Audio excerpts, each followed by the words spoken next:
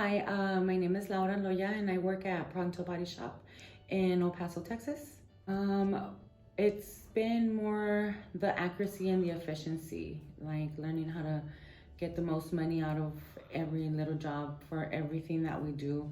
I've learned that everything that the technician touches, we can try to be more efficient in trying to get that out of the insurance companies and more money towards the company, just accuracy, efficiency overall.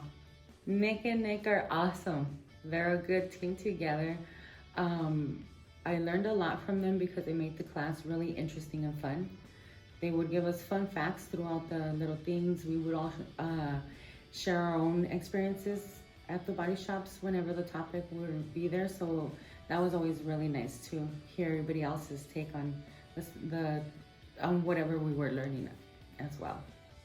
Do you think that this training will make you more efficient and more money in the long run? Oh yeah, yes, I really do. Thank you, Tiffany. This was so much fun.